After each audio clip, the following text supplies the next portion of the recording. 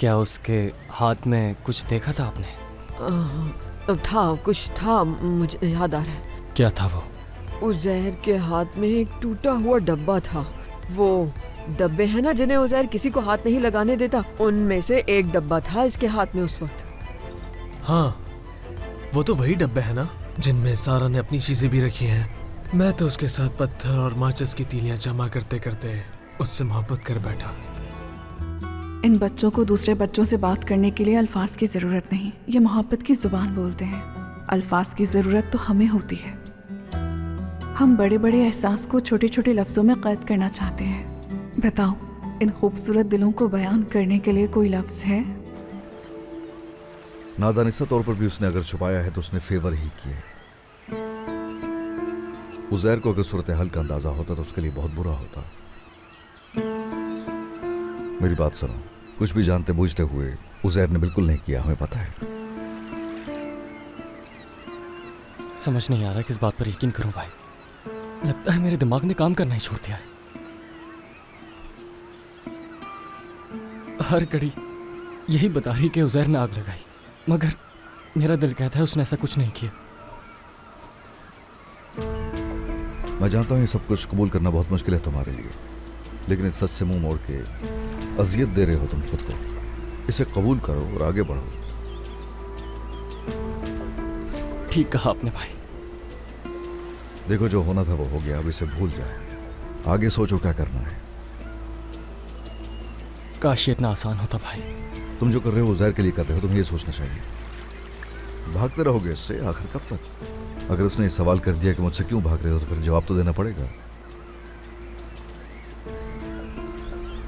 मैं तुम्हारा भाई हूं और तुम्हारे लिए सिर्फ अच्छा ही चाहता हूं। खो चुके हो पहले ही वालिदैन जैसी नेमत, उज़ैर को भी खोना चाहते हो क्या? नहीं भाई, ऐसा नहीं हो सकता। जो आग मेरे दिल में लगी है पहले उसे बुझाना होगा। भाई, क्या मैं आपसे एक आखिरी बात पूछ सकता हूँ? तुम्हें पूछने की जरूरत नहीं है, कहो क्या है। आग लगने के फौरन बाद अलीम निज़ामी का इस्तीफा देना मुझे अजीब लग रहा है। यकीन नहीं हो रहा कि वो सच बोल रहा है। अगर उस आग के पीछे किसी और का हाथ है तो मेरा नहीं ख्याल कि उसने उसके सारे रिश्तेदारों को खरीद लिया होगा। अगर हम उसके उन सारे रिश्तेदारों को ढूंढे जिन्हें उस विरासत में हिस्सा मिला था तो सच सामने आ जाएगा, या फिर उसके इस्तीफा दे देने की बात का सिर्फ एक बहाना था। ठीक है, मैं देख लूंगा, फिक्र मत करो तुम इसकी। आप मेरे साथ हैं, इसका बहुत शुक्रिया। और मुझे खुशी है कि तुम मेरे साथ हो। तुम मेरी फैमिली का हिस्सा हो।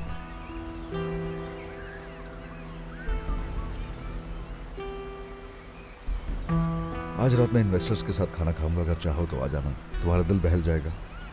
नहीं भाई, मैं ऐसे ही ठीक हूँ। समझ गया। Okay, see you.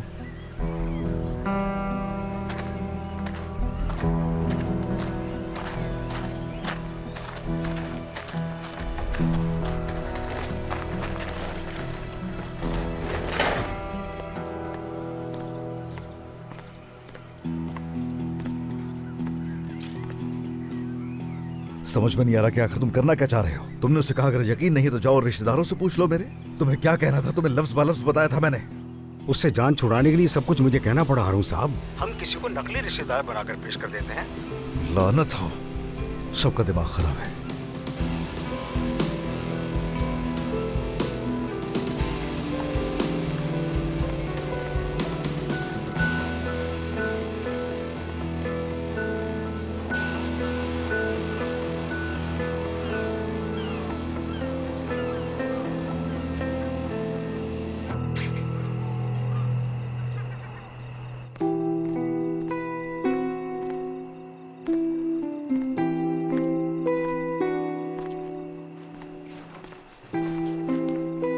भाई मैं जाके नहा लूं क्या मैं भाई जाके? बाद में, अभी मसरूफ हूँ। अभी शावर लेना है भाई, मदद कर दो ना भाई। हाँ। तुम जानते हो ना, जिंदगी में हर ख्वाहिश पूरी नहीं होती।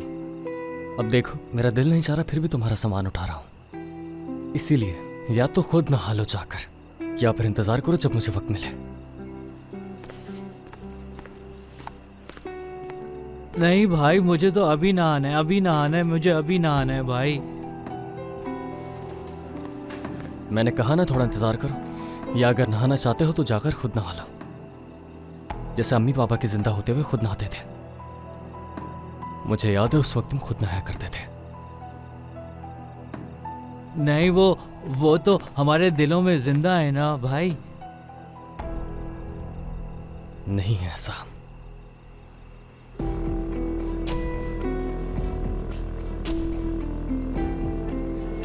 खैर, आज तुम्हें अकेले ही नहाना होगा। नहीं भाई नहीं, आपको मुझे शावर दिलाना पड़ेगा।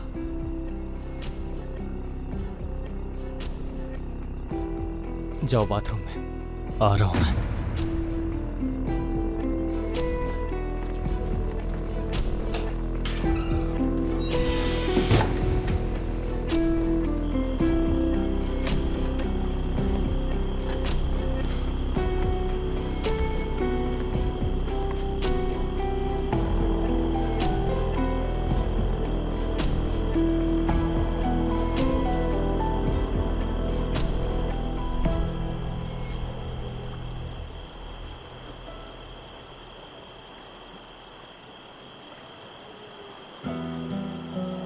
तुमने भरोसा तोड़ा है मेरा। बताओ मैं कल तुम्हारी कही हुई बातों पर कैसे यकीन करूं? मेरी आंखों में नजर क्या आता है? जानते हो मुझे तुम्हारी आंखों में इस वक्त क्या नजर आ रहा है?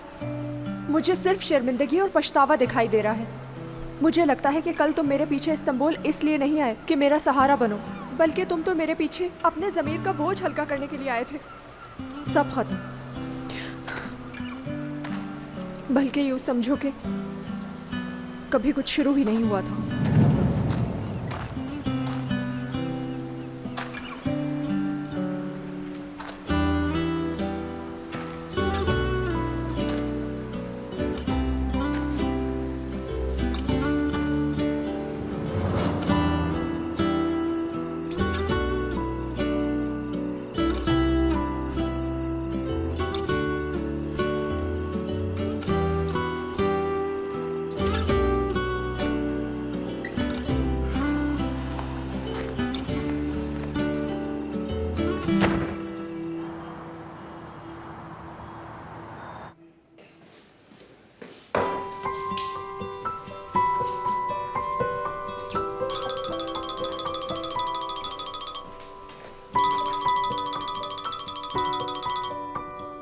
तुम यकीन नहीं करोगे कि मैं बस उतरने वाली हूँ। क्या तुम एयरपोर्ट पर हो? लंदन जा रही हो? तो ये सब इतना अचानक क्यों कर लिया? अच्छा कोई बात नहीं। नहीं मालूम मुझे।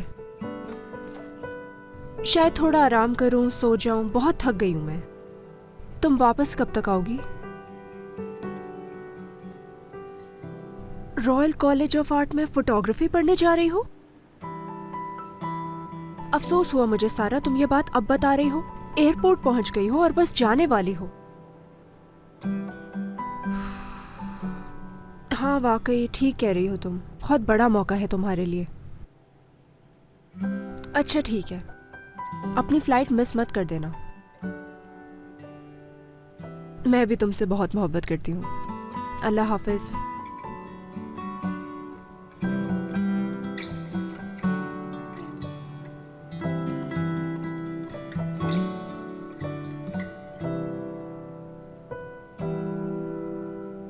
वर्दा, इधर आओ। क्या हुआ? आ जाओ आ जाओ। ये देखो तुम्हारी नेक नियति का नतीजा। बताओ क्या है ये? इसमें तो ऐसा कुछ भी नहीं। ये तो एक छोटे बच्चे की बनाई हुई ड्राइंग है और कुछ नहीं। ठीक है तो फिर मैं समझाता हूँ तुम्हें। देखो ये आदमी बाप है उसका, हारून, और ये वो बच्चा है जिसका इस्तेमाल उसके बाप ने किया है, यानी अता। और ये जो औरत उसके साथ खड़ी है, तुम्हें क्या लगता है उसकी माँ है? जानती हो ये कौन है? वर्दा ओल्गन। देखो। जिम क्या कह रहे हो? तुम्हें कैसे पता ये औरत मैं ही हूँ? क्योंकि मैंने जब अता से पूछा तो उसने तुम्हारी तरफ इशारा किया। हाँ लेकिन हो सकता है अता मुझे अपनी अम्मी की तरह समझता हो। मगर ये मगर क्या? क्या तुम्हें दिख नहीं रहा कि ये सब उसके मंसूबे का हिस्सा है? वर्दा, यकीन नहीं आ रहा मुझे।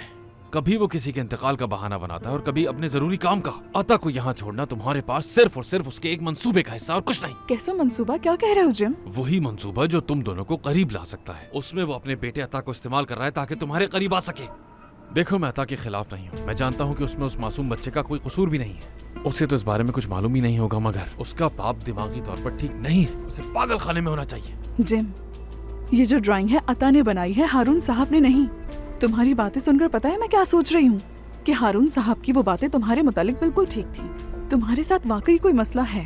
हाँ, ऑपरेशन से पहले भी था, मगर सर्जरी होने के बाद से तुम कुछ ज्यादा ही शकी हो गए। जिस जिम को मैं जानती थी वो खो गया है और ये मेरे सामने कोई और इंसान है। यहाँ तक कि तुम अपनी बेटी को भी दूसरे शहर पढ़ने भेज देते हो। अब तुम एक ऐसे बाप से मुकाबला करने में लग गए जो अपने बेटे के भले का सोच रहा है। तुम वाकई में जिम मुझ पर बहुत ज्यादा शक करने लग गए हो। अरे उन्हीं लोगों की वजह से तो हमारी बेटी ने खाना खाना शुरू कर दिया जिम।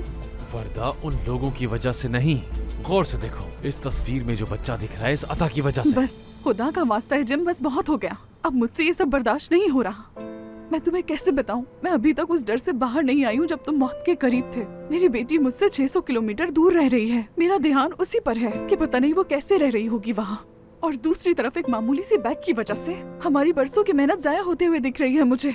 इस सब के साथ मैं तुम्हारी कहानियां नहीं सुनना चाहती हूँ।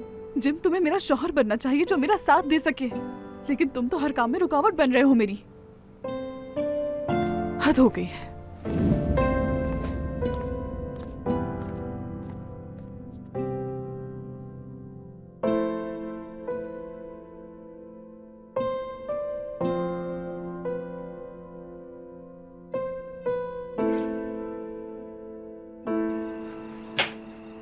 जैसे तुमने अम्मी पापा को चला दिया था।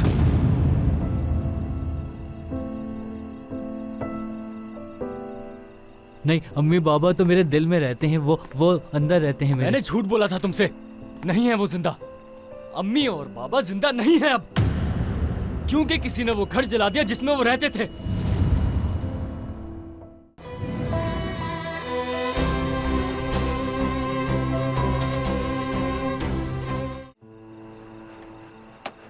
भाई मुझे आयशा के पास जाना है, कल आयशा के घर चलेंगे। नहीं जाऊंगा मैं। प्रिंसेस वापस आ गई भाई? प्रिंसेस आ गई क्या वापस भाई, बताओ। प्रिंसेस चली गई है, वापस नहीं आएगी। भाई मुझे मेरे पत्थर नहीं मिल रहे हैं। वो एक पत्थर जो था वो आयशा के लिए था और दूसरा पत्थर जो था वो प्रिंसेस के लिए था। भाई, मेरे भाई तो मुझे इसलिए जवाब नहीं दे रहे क्योंकि प्रिंसेस चली गई है, या तुम उदास हो भाई?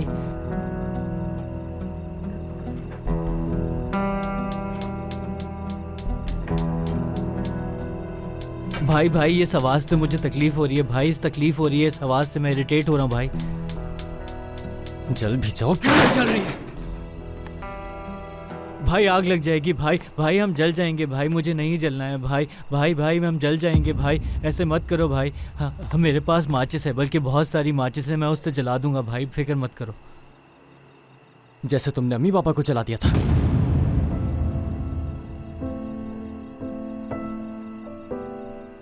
नहीं, अम्मी बाबा तो मेरे दिल में रहते हैं, वो अंदर रहते हैं मेरे। मैंने झूठ बोला था तुमसे।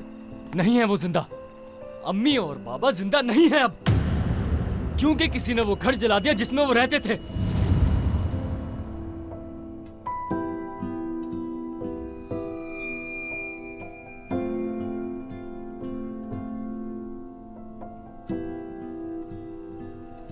मेरा अपना भाई मेरे अम्मी बाबा का कातिल है। मुझे नहीं मालूम तुम्हें कैसे माफ कर दूं, या कभी कर पाऊंगा भी या नहीं मालूम मुझे। बेबस हो गया हूं मैं। ऐसा लगता है जैसे जहन्नुम की आग में जल रहा हूं। जाओ ज़हर, बाहर जाकर बैठ जाओ, मैं ये सब समेट कर आता हूं। जाओ ना बाहर।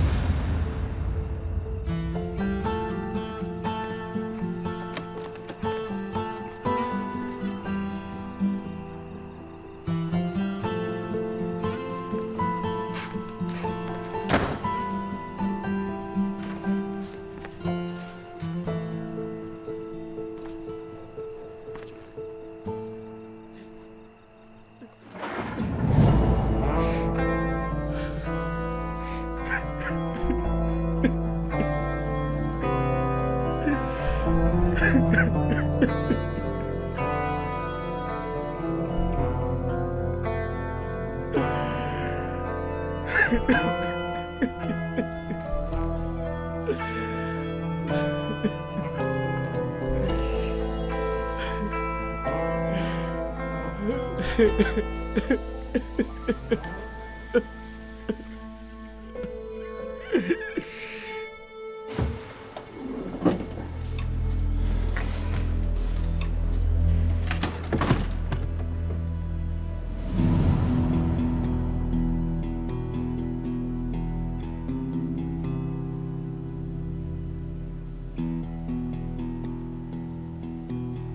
घर का पता बता चुका हूं मैं तुम्हें।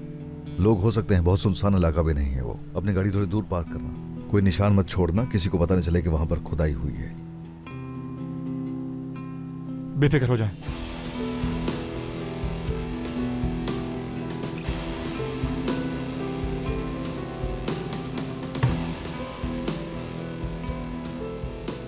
तुम्हें ये मालूम होना चाहिए कि ये खेल नहीं है कोई। छोटी सी भी गलती की गुंजाइश नहीं है। अगर कोई गलती हुई, मामला खराब हुआ तो असगर पीछे नहीं हटेगा। याद रखूंगा मैं।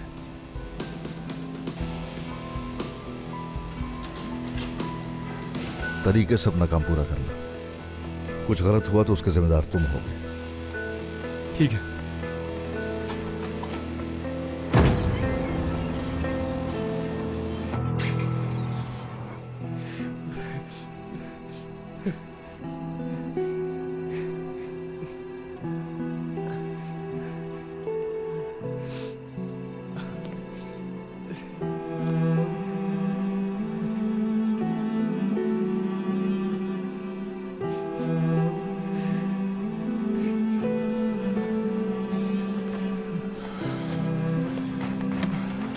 उज़ैर, उज़ैर, उज़ैर, उज़ैर, मेरे भाई। भाई को क्यों गुस्सा आ रहा है मुझ पे? भाई को क्यों गुस्सा आ रहा है? भाई मुझसे क्यों चिढ़ा हुआ है? हाँ, भाई ऐसा तो नहीं था। भाई को क्या हो गया है मेरे? हाँ, क्यों गुस्सा है उसे मुझ पर? क्यों गुस्सा निकाल रहा है? वो किस चीज़ का गुस्सा है? मैं इसमें चला जाता हूँ, इस पिंजरे में चला जाता हूँ। मैं इस पिंजरे में ही ठीक हूँ। मैं वहाँ जाऊँगा, अंदर जाऊँगा और अंदर ही रहूँगा। भाई को गुस्सा है ना मुझ पे, तो मैं यहीं रहूँगा।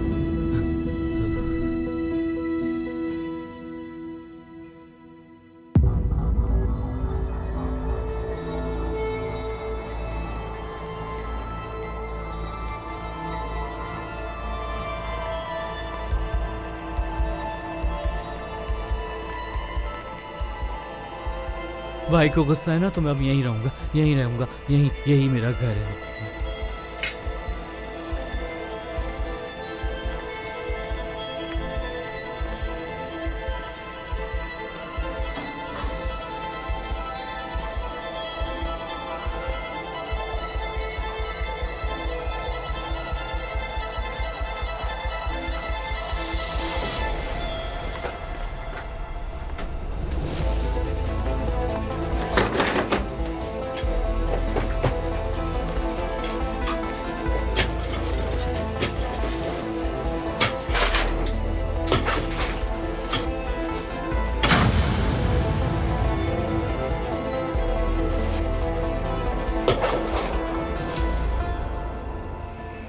उज़ैर के अम्मी पापा आग में जल गए थे दोनों, जिसकी वजह से वो उज़ैर से दूर चले गए। उज़ैर मुर्गियों के दड़बे में जाके बैठ गया। मुर्गियों के दड़बे में वो जब भी उदास होता है वहीं बैठ जाता है।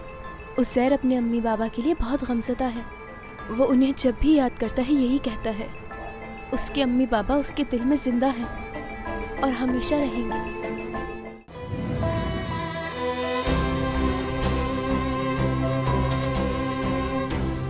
नहीं, वो कहीं नहीं मिल रहा। मैंने हर जगह ढूंढा, वो मुझे कहीं नहीं मिल रहा। मैंने फातिमा साहिबा के घर जाकर भी देखा, वो वहाँ भी नहीं मिला मुझे। जिन रास्तों पर वो पत्थर ढूंढता है, मैंने वहाँ भी ढूंढा, वो नहीं मिला मुझे। लेकिन आपको यकीन है ना, वो यहाँ नहीं आया? असगर बेटा, वो यहाँ नहीं आया। अगर आता तो मुझे नजर नहीं आता क्या? लगता है हमें फौरन पुलिस को खबर करनी चाहिए। इस वक्त कहाँ जा सकता है वो? क्या पहले वो इस तरह कभी घर छोड़कर तो नहीं गया होगा? नहीं, बिल्कुल नहीं। वो कभी घर छोड़कर नहीं गया। वो ऐसा नहीं कर सकता कभी भी। अच्छा ठीक है, संभालो खुद को। मैं अभी बस कपड़े बदल कर आता हूँ, फिर हम साथ में पुलिस स्टेशन चलते हैं। मुर्गियों के दड़बे में।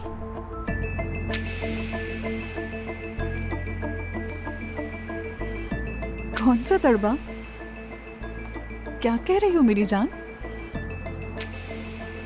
उज़ैर के अम्मी पापा आग में जल गए थे दोनों, जिसकी वजह से वो उज़ैर से दूर चले गए। उज़ैर मुर्गियों के दड़बे में जाके बैठ गया। मुर्गियों के दड़बे में वो जब भी उदास होता है वहीं बैठ जाता है।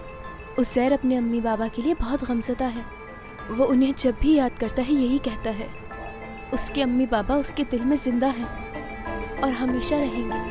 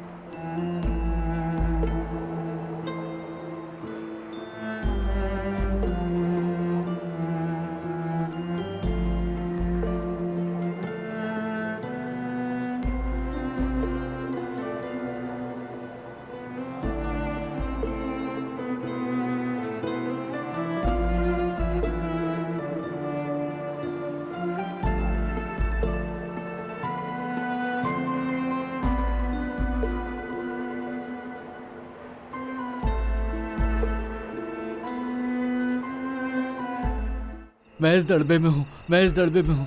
मेरे भाई को मुझसे मोहब्बत नहीं है मोहब्बत।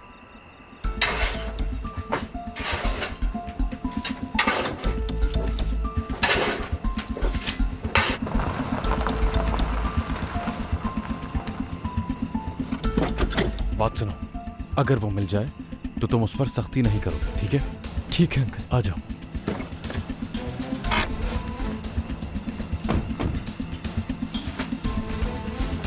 अंकल ये रहा मुर्गियों का दड़बा। सुनो उसगर, क्या तुमने कोई आवाज सुनी? कैसी आवाज अंकल? हाँ ठीक है, जाकर देखो तुम उस दड़बे में, मैं वो आवाज देखता हूँ। ठीक है।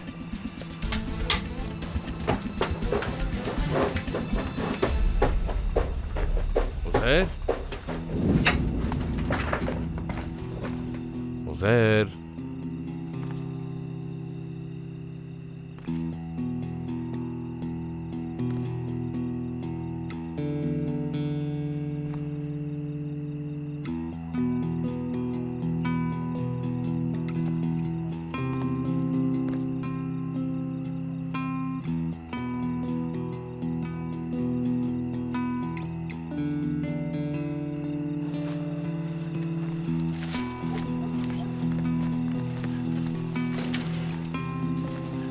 उज़ैर कहाँ हो तुम बेटा?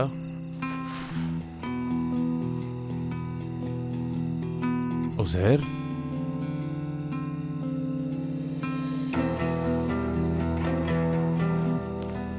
उज़ैर,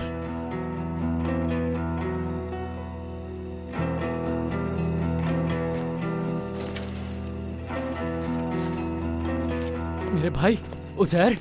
मैं तुम्हारा भाई नहीं हूँ, मैं तुम्हारा भाई नहीं हूँ। चले जाओ यहाँ से, तुम मेरे भाई नहीं हो। तुम जाओ, तुम्हें मोहब्बत नहीं है मुझसे। उज़ैर, मैं अब यहीं रहूंगा, यहीं रहूंगा। रुको मेरे भाई। तुम्हें मैं नहीं चाहिए हूँ, तुम्हें मोहब्बत सुकून नहीं हो है। जाओ, सब ठीक है।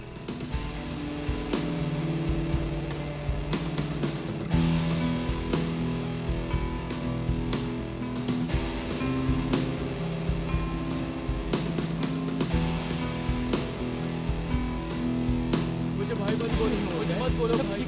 मैं तुम्हारा भाई नहीं हूँ। मेरी बात सुनो मेरे भाई। चले जाओ, चले जाओ, मैं अब यहीं रहूंगा। जाओ यहाँ से। यार क्यों गुस्सा कर रहे हो मेरे भाई? मत करो गुस्सा, सब ठीक है। बात तो सुनो मेरी। छोड़ दो, जाने दो मुझे, जाओ यहाँ से। जो कुछ नहीं हुआ सब ठीक है। मोहब्बत नहीं है मुझे, असगर, मुझे असगर, मुझे बात तुम सुनो नहीं मेरी। चाहिए हो। अच्छा मेरी बात सुनो, तुम्हें मेरी मुझे बात सुनो ज़ैद, प्लीज मेरी बात जाओ यहाँ जोर से। मत दो असगर, जाओ। उससे वो समझ जाएगा। देखो पुरसुकून हो जाओ, ठीक है? मुझे नहीं असगर, सुनिए मैं तुम्हारी कह रहा बात, हूँ जाओ। उज़ैर मेरे बस अब आराम से। तुम्हें शाबाश मुझसे उज़ैर। मोहब्बत नहीं है, ठीक मैं है, सिर्फ ठीक तुम्हें है। परेशान पुरसुकून करता हो जाओ, हूँ। ठीक है? मुझे नहीं रहना उज़ैर, तुम्हारे साथ। उज़ैर, जाने दो, रुको रुको बेटा, जाओ, पुरसुकून हो जाओ भाई। बेटा, रुक जाओ, इसको- रुक जाओ। इसको अच्छा, एक मैं काम करो, नहीं एक काम चाहिए करो, हूँ। गले लगा लो मुझे।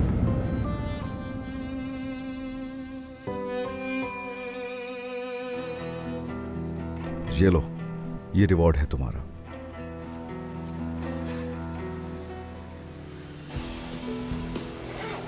हर कोई जानता है कि तुम बुरे हालात से गुजर रहे हो, तो बस ख्याल से इन्हें खर्च भी करो तो सोच समझ के। आपके साथ हूं मैं, मुट्ठी में नहीं। कभी भी दूसरों की तरह मैंने तुम्हें नहीं देखा। भूलना नहीं, मैं ताज के पत्तों में किंग हूं और तुम क्वीन। चाबी दे दो गाड़ी की।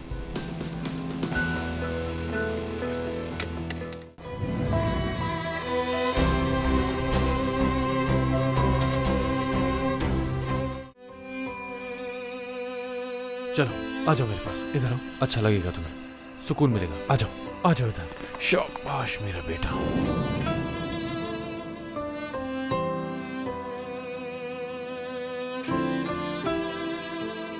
सब कुछ ठीक हो जाएगा। ठीक है, ठीक है, ठीक है। रुक जाओ, देखो अब सब कुछ ठीक है, कोई परेशानी वाली बात नहीं है। तुम्हारी वजह से बेटा हम भी परेशान हो गए थे। चलो एक काम करते हैं, हमारे घर चलते हैं, ठीक है? मैं तुम्हें आयशा के पास लेके चलता हूँ, तुम हमारे साथ ही रह लेना। क्या मैं ले जाऊँ उसे?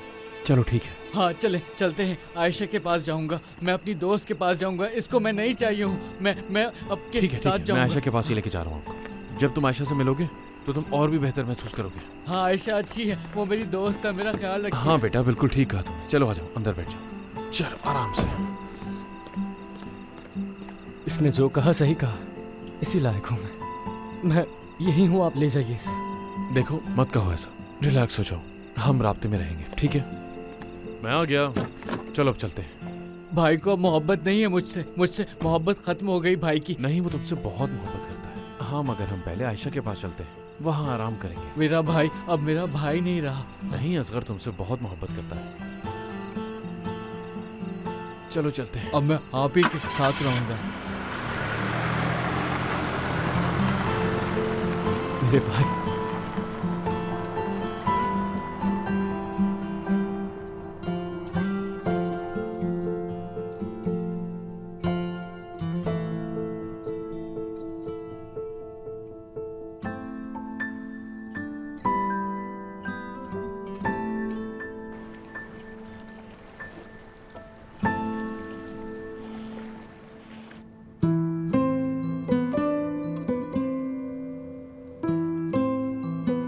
जब अंकल ने मुझे तुम्हारी बनाई हुई ड्राइंग के बारे में बताया, क्या तुमने मुझे अपनी अम्मी की जगह बनाया था अता?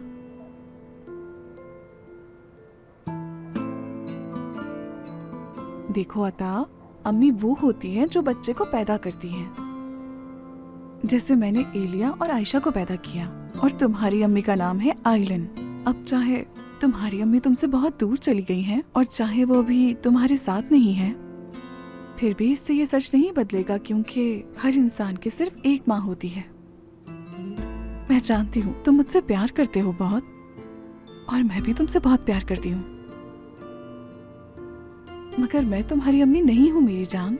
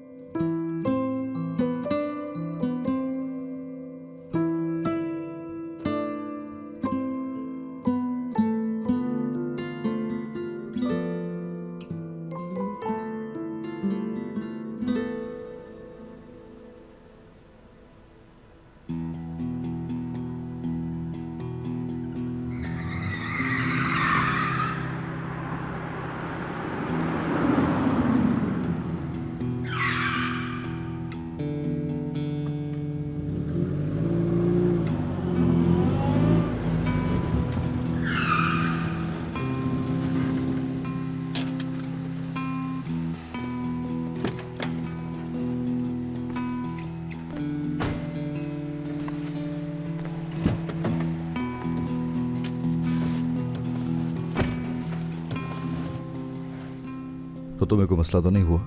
सब संभाल लिया मैंने। चलो अच्छा है।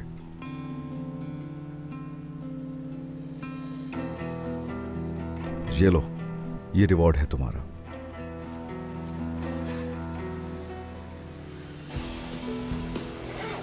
हर कोई जानता है कि तुम बुरे हालात से गुजर रहे हो, तो बस ख्याल से इन्हें खर्च भी करो तो सोच समझ के। आपके साथ हूं मैं, मुट्ठी में नहीं। कभी भी दूसरों की तरह मैंने तुम्हें नहीं देखा। भूलना नहीं, मैं ताज के पत्तों में किंग हूं और तुम क्वीन। चाबी दे दो गाड़ी की।